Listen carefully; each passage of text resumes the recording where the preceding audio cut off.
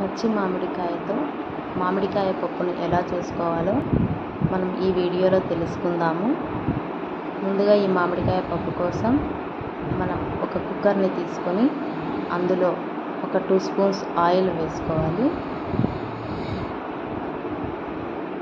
ఈ ఆయిల్ కొంచెం వేడెక్కిన తర్వాత కొంచెం జీలకర్ర, కొద్దిగా వెల్లుల్లి రెబ్బలు, కొన్ని ఉల్లిపాయ ముక్కలు,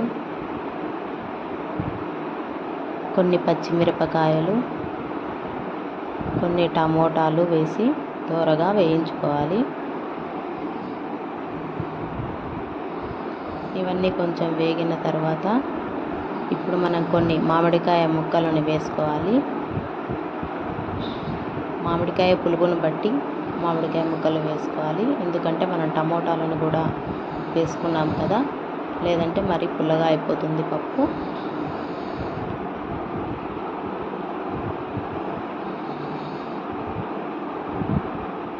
ఇప్పుడు మనం ముందుగానే కడిగి శుభ్రం చేసి పెట్టుకున్న కందిపప్పును వేసుకోవాలి.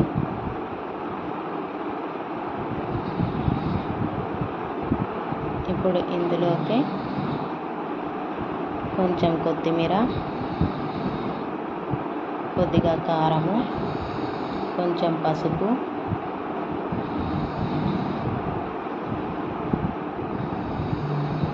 వేసుకొని ఇవన్నీ బాగా కలిసేలాగా కొంచెం సేపు వేయించుకోవాలి.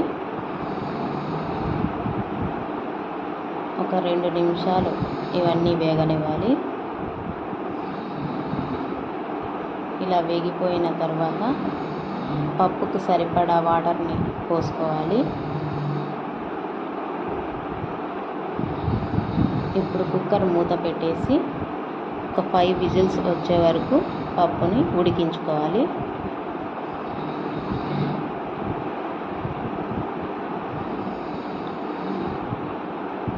పప్పు మొత్తం మెత్తగా ఉడికిపోయింది. ఇప్పుడు ఈ పప్పుకు సరిపడా ఉప్పు వేసుకొని పప్పు మొత్తం మెత్తగా మెదుపుకోవాలి.